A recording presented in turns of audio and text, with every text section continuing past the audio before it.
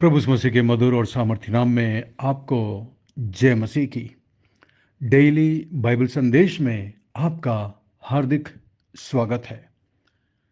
आज 3 फरवरी है और परमेश्वर को धन्यवाद कि उसने हमें फिर से एक नया दिन दिया है, एक नया सवेरा दिया है और एक नई शुरुआत का मौका दिया है।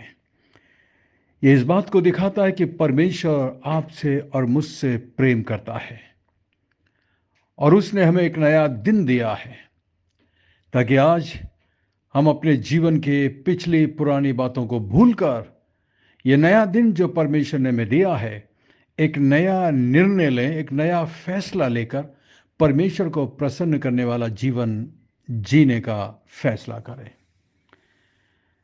आज हमें पहला थिस्सलुनीकियों 2 अध्याय को पढ़ना है। कल हमने 1 अध्याय को पढ़कर समाप्त किया। बहुत ही अद्भुत बातें हमने उसमें से सीखी थी। आज हम 2 अध्याय और इसकी पहली आयत में से देखेंगे। यहां पर पौलुस विश्वासियों को लिखते हुए अपने प्रचार सेवकाई के बारे में अपनी सफाई देता है। उसके पीछे कारण यह था कि पौलुस के कुछ शत्रु लोग थे जो उस पर ये झूठी अफवाह फैला रहे थे कि पौलुस केवल पैसा प्राप्त करने के लिए प्रचार करता है। नए नियम काल में कई ऐसे झूठे उपदेशक थे जो केवल पैसों के लिए, अपने स्वार्थ के लिए प्रचार कार्य करता थे। लेकिन थिस्सलुनीकियों को यह मालूम था कि पौलुस का प्रचार उस तरह का नहीं है। देखिए पौलुस क्या लिखता है 2 अध्याय और इसकी पहली आयत में, हे भाइयों, तुम आप भी जानते हो कि हमारा तुम्हारे पास आना व्यर्थ नहीं हुआ। सही बात है। पौलुस थिस्सलुनी के बीच में गया था, बड़े विरोध के बीच में, तकलीफ के बीच में, और उसका वहां पर जाना व्यर्थ नहीं हुआ, बल्कि परमेश्वर ने उसको उसकी परिश्रम का प्रतिफल दिया और वहां पर कलीसिया की स्थापना हुई। लोगों ने प्रभु यीशु मसीह को ग्रहण किया, उद्धार पाया, एक कलीसिया की स्थापना हुई। तो पौलुस का वहां पर जाना व्यर्थ नहीं हुआ। इस बात को थिस्सलुनीके के कलीसिया के लोग जानते थे। दूसरी आयत में, वरन तुम आप जानते हो कि पहले फिलिप्पी में दुख उठाने और उपद्रव सहने पर भी हमारे परमेश्वर ने हमें ऐसा साहस दिया कि हम परमेश्वर का सुसमाचार भारी विरोध के होते हुए भी तुम्हें सुनाए। थिस्सलुनीकियों में आने से पहले पौलुस और उसके साथियों को फिलिप्पी में भारी दुख उठाना पड़ा था, और अगर पौलुस निराश हो जाता तो वो अपनी टीम के साथ वापस लौट सकता था, लेकिन वो वापस नहीं लौटा। वो थिस्सलुनीके में गया भारी विरोध के बावजूद, और वहां पर उसने सुसमाचार का प्रचार किया। पौलुस ये काम अपने स्वार्थ के लिए, अपने लाभ के लिए, अपने पैसों के लिए, अपने नाम के लिए नहीं कर रहा था, बल्कि वो परमेश्वर की बुलाहट को पूरा कर रहा था, जिस काम के लिए परमेश्वर ने उसे बुलाया था। और पौलुस यहाँ पर तीसरी आयत में उसका जवाब देता है, क्योंकि हमारा उपदेश ना भ्रम से है और ना अशुद्धता से और ना छल के साथ है। पौलुस कह रहा, मैं जो प्रचार करता हूँ सुसमाचार का, परमेश्वर के वचन का, ये भ्रम के साथ नहीं है, छल के साथ नहीं है, कपट के साथ नहीं है, बल्कि पूरे शुद्धता के साथ, पवित्रता के साथ, जैसा कि 4 आयत में, पर जैसा परमेश्वर ने हमें योग्य ठहराकर सुसमाचार सौंपा है, हम वैसा ही वर्णन करते हैं। सुसमाचार को जैसा परमेश्वर से पौलुस को मिला था, पौलुस ने वैसा ही उसका वर्णन किया। पौलुस ने उसमें ना कुछ जोड़ा, ना उसमें से कुछ घटाया, क्योंकि पौलुस का मकसद लोगों को खुश करना नहीं था। पौलुस का मकसद था परमेश्वर को खुश करना। जैसा कि वो यहाँ पर कहता है, हम वैसा ही वर्णन करते हैं, और इसमें मनुष्यों को नहीं, परंतु परमेश्वर को जो मनों को जांचता है प्रसन्न करते हैं। हर एक प्रचारक को ये बात याद रखना चाहिए कि परमेश्वर हमारे मनों को जांचता है। हमारे मन में आखिर क्या है जब हम प्रचार करते हैं सुसमाचार का। मैं जानता हूँ कई लोग अपने मन में इस बात को लिए हुए प्रचार करते हैं कि मेरे प्रचार से मुझे लाभ मिलेगा, पैसा मिलेगा, ऑफरिंग मिलेगी, और मैं अपने प्रचार से लोगों को कभी भी निराश नहीं करूँगा, यानी कि लोगों के पाप का उनके पाप का खुलासा नहीं करूँगा, उनके पाप का विरोध नहीं करूँगा, बल्कि लोगों को खुश करने के लिए प्रचार करूँगा। ये लोगों के मन में पहले से ही है और परमेश्वर इस बात को जानता है। पौलुस कहता है, मेरे मन में ऐसा कुछ नहीं है। परमेश्वर ने सुसमाचार जैसा मुझे दिया है, मैं वैसा ही प्रचार करता हूँ। कई बार मेरी सेवकाई में मुझ पे ये कई बार आरोप लगे हैं कि पास्टर जी, आप बहुत कठोरता के साथ बात करते हैं, आप पाप का बहुत ही सख्ती से विरोध करते हैं। जी हाँ, ये क्योंकि परमेश्वर का वचन मेरा नहीं है, ये परमेश्वर का वचन है। पौलुस यहाँ पर तीसरी आयत में बताता है कि उसके प्रचार करने का मकसद अपना स्वार्थपूर्ण तरीका नहीं था, परंतु उसके प्रचार करने का मकसद परमेश्वर को प्रसन्न करना था। किसी गलत या अशुद्ध अभिप्राय अथवा लोगों को धोखा देने की इच्छा से प्रेरित नहीं था उसका प्रचार करने का तरीका, जैसा कि आज कई लोग करते हैं। कई लोग परमेश्वर का वचन का प्रचार ना करके लोगों को खुश करने के लिए भविष्यवाणी करते हैं कि आपका वीसा लग जाएगा, आपकी प्रॉपर्टी डबल हो जाएगी, आपके बैंक में पैसा आ जाएगा और वगैरह वगैरह, इन सारी बातों को, ताकि लोगों को खुश कर सके। क्योंकि वो जानते हैं जब तक हम लोगों को खुश करेंगे, लोगों के कान खुजलाने वाले बातों को कहेंगे, तब तक हमें पैसा मिलता रहेगा, तब तक हमारा स्वार्थ पूरा होता रहेगा। पाप के विरुद्ध, शराब के विरुद्ध, बेविचार के विरुद्ध वो कभी प्रचार नहीं करते। आप देखना, जितने भी ये बड़े प्रचारक जिनके पास बहुत बड़ी भीड़ आती है, उसका एक मुख्य कारण ये है कि वो कभी भी उन्हें निराश नहीं करते या उनके पाप के खिलाफ प्रचार नहीं करते, क्योंकि वो जानते अगर वो ऐसा करेंगे तो सारे लोग चले जाएंगे, मुट्ठी भर लोग बचेंगे। परंतु परमेश्वर के एक दास को इस बात की परवाह नहीं करनी चाहिए, क्योंकि हम जो प्रचारक हैं, सुसमाचार के प्रचारक हैं, हम अपने आप को मशहूर करने के लिए नहीं आए हैं। जिस तरह यूहन्ना कहता है, वो बढ़े और मैं घटूं। क्या आज किसी प्रचारक के अंदर ये विचार है कि मैं घटूं, वो बढ़े?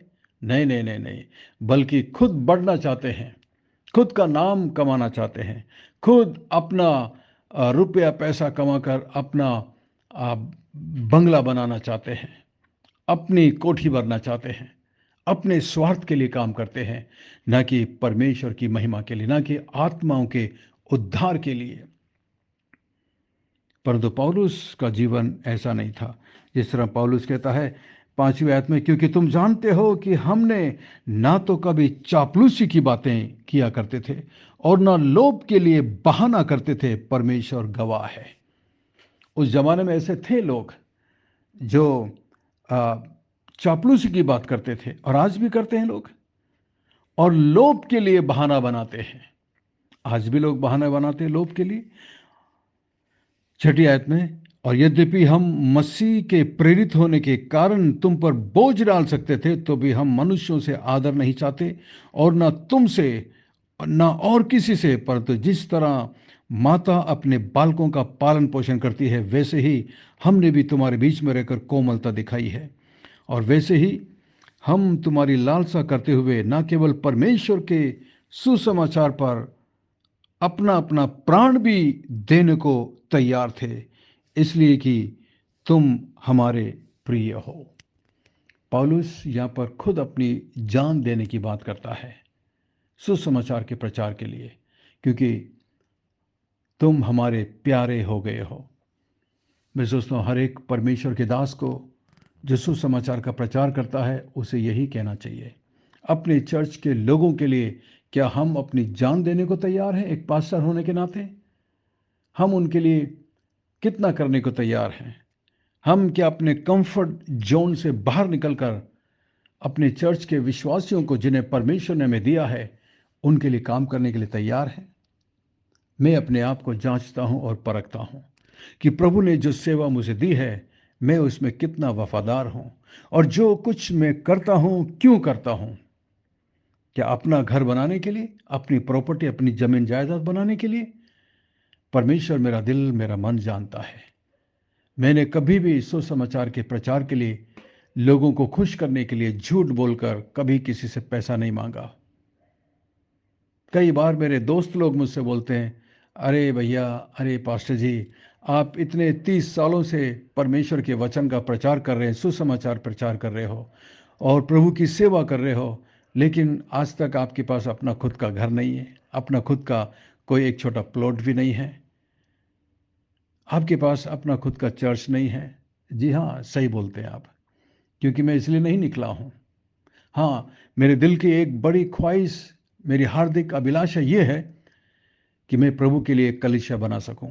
भले ही मैं जिंदगी भर किराए के घर पर रहूं, मुझे इस बात का कोई रंज नहीं है। मैं बहुत खुश हूं, बहुत आनंदित हूं। प्रभु ने जो काम मुझे दिया है उसे करते हुए मैं बहुत आनंदित हूं, और मैं जानता हूं एक दिन प्रभु मुझे इसका प्रतिफल देगा, और मुझे बस उसी का इंतजार है। क्योंकि दुनियावी चीजों को हम सबको यहां पर छोड़कर जाना पड़ेगा। मुख्य चीज है आपने स्वर्ग में कितना जमा किया है, और मैं जानता हूं मैंने स्वर्ग में अपने लिए धन जमा किया है। मेरा धन वे लोग हैं जिन्होंने मेरी सेवकाई के दौरान उद्धार पाया, प्रभु को स्वीकार किया है। मेरा धन वो है जो आज मेरी सेवकाई के द्वारा, परमेश्वर के वचन के द्वारा अपने आप को परमेश्वर के नज़दीक लाते हैं। आत्मिक जीवन जिनका मजबूत हो रहा है, जो प्रभु से प्यार करने लगे हैं, प्रभु के लिए जीवन जी रहे हैं, ये मेरा धन है। और इस मामले में मैं सच में बहुत बहुत अमीर हूँ।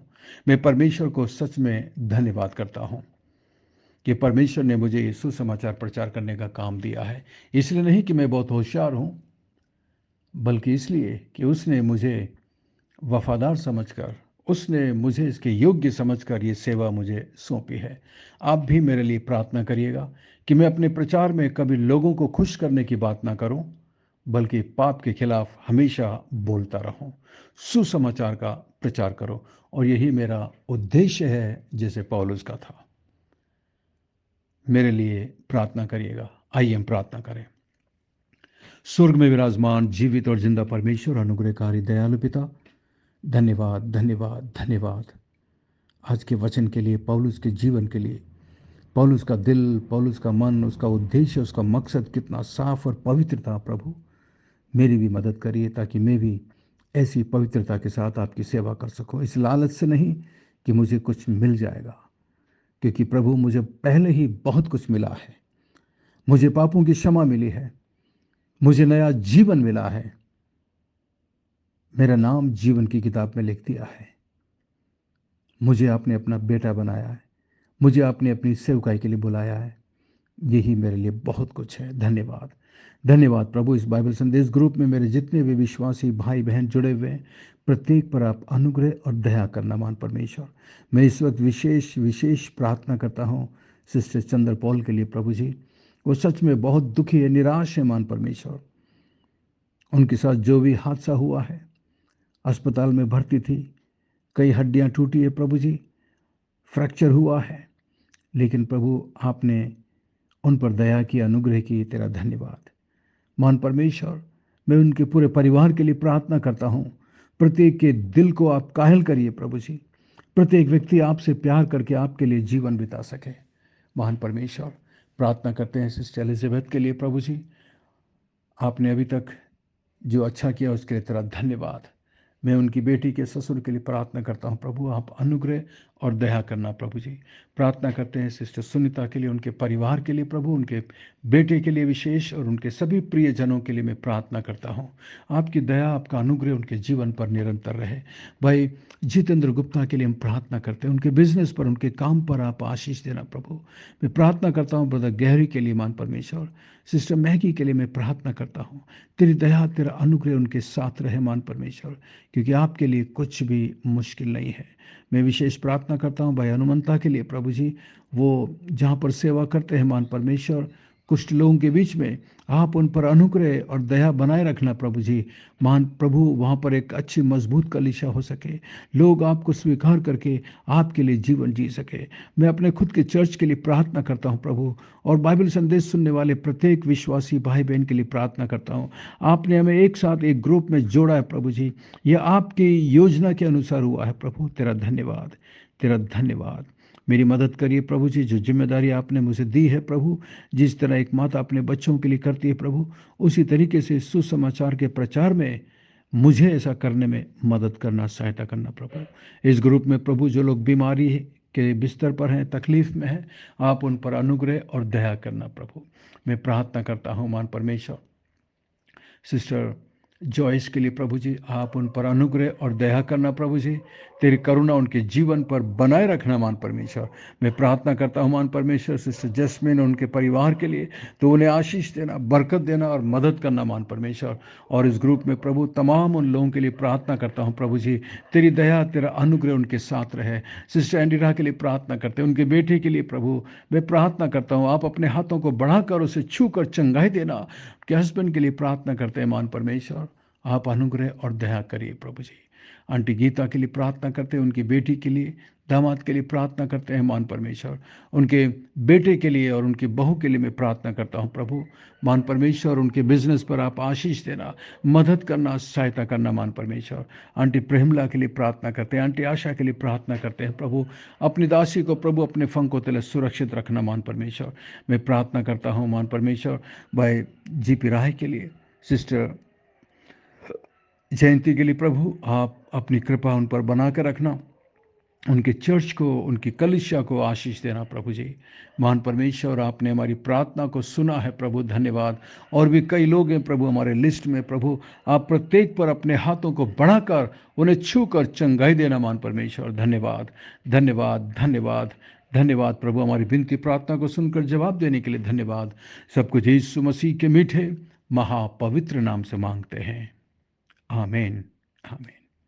आशा करते हैं आज के संदेश के द्वारा परमेश्वर ने आपके दिलों से बातचीत की है। यदि आप आशीषित हुए हैं तो हमें जरूर लिखकर बताइएगा और इस संदेश को अपने दूसरे मसीह दोस्त भाई बहनों के साथ भी शेयर करिएगा। और यदि ये संदेश आप पहली बार सुन रहे हैं तो आप हमारे बाइबल संदेश ग्रुप में शामिल हो सकते हैं। हमारा नंबर है 9927464924।